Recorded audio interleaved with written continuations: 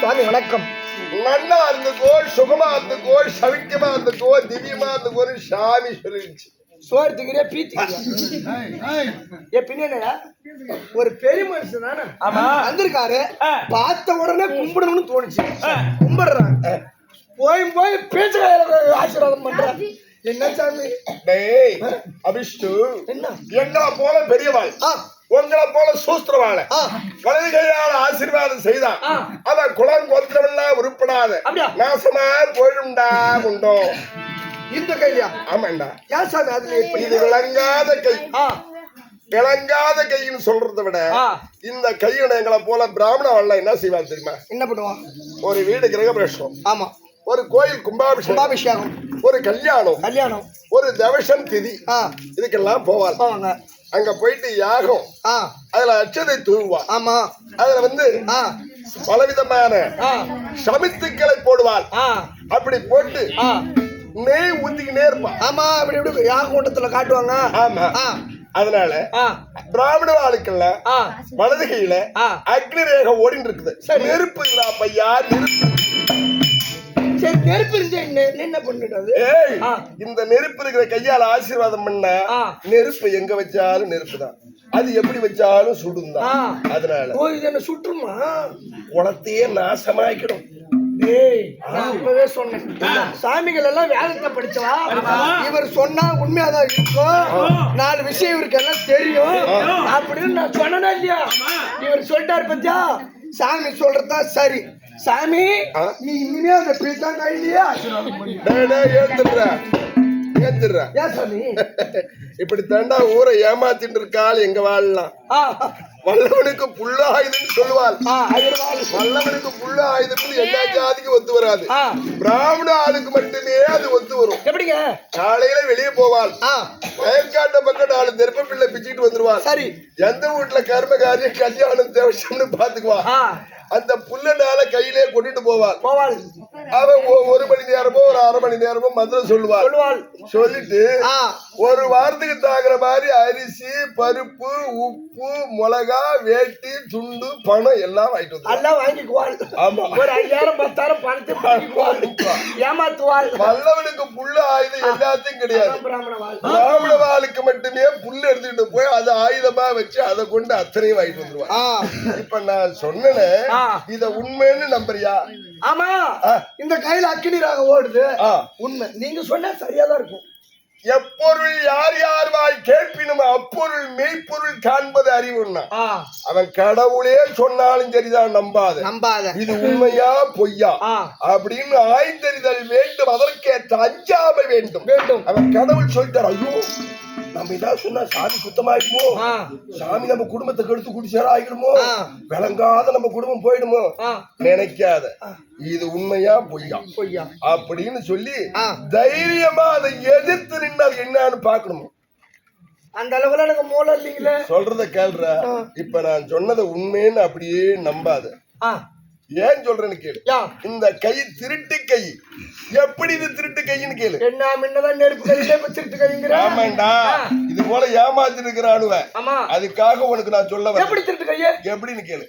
என்னை போல் ஒரு பிராமணன் முசுகுந்த சக்கரவர்த்தின்னு ஒரு ராஜா இருந்தார். சரி, அவர்கிட்ட போய் ஐயா வணக்கம் வணக்கம் சுவாமி வணக்கம் என்ன வேணும் ஐயா என் பொண்ணு கல்யாணம் வச்சுட்டேன் கையில மடியில காசு இல்ல ஏதோ ஒரு உதவி பண்ணுங்களா உனக்கு என்னப்பா வேணும் ஒண்ணும் தேவையில்லை அதிகமா எல்லாம் வேணாம் ஒரு 10 வராகன் பொண்ணு கொடுத்தா போதும் என்னது 10 வராகன் 10 வராகன் பொண்ணு கொடுத்தா புரியாது சில பேருக்கு வராகன் சொன்னா ஒரு பவுன்லயே கூட வச்சுட்டு போய சரி ஒரு வராகன் சொல்றது 3.5 கிராம் தான் அந்த காலத்துல காசு 3.5 கிராம் அது ஒரு வராகன் இப்ப அது தெரியாது நீ ஒரு பவுன்னு வச்சுக்க சரி 10 பவுன் வேணும்னு சரி அவர் என்ன பண்ணாரு இவ்வளவுதானே இந்தாங்க சாவி அதோ பாரு பொருட்களஞ்சியம் அங்க போய் தரங்க 10 வராகன் எடுத்துட்டு போங்க கொடுத்துட்டாங்க இவனும் போனான் திறந்தா உள்ள பார்த்தா மலை போல குவிந்து கிடக்கிறது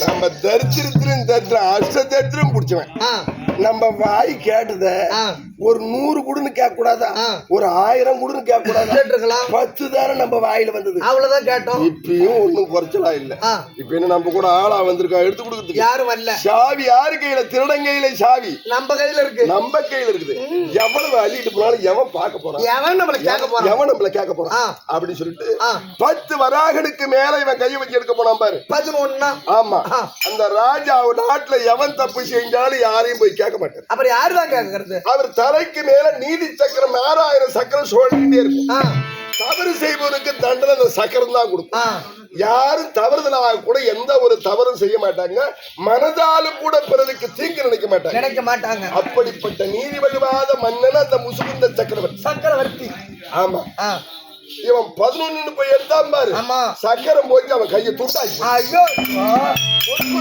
கையை துண்டா வீந்து போச்சு என்ன செய்வேன் அதுக்கு மேல அவன் தொடல இன்னும் தொட்ட இந்த கையும் துண்டா போயிடும் அப்படின்னு இது எடுத்தா 10 வராகனை எடுத்தான் ஆமா துணியில முடிச்சு போட்டு சொருகிட்டான் இந்த கைய பின்னாடி வச்சுக்கிட்டான் ராஜா கிட்ட சாவி கொடுத்துட்டான் இவன் வீட்டுக்கு வரான் கொஞ்சம் போல ஒரு குடியானவன் வழியில வந்தான் சாமி வணங்குங்க சாமி அந்த போய் சவிக்கு பார்த்துக்கோ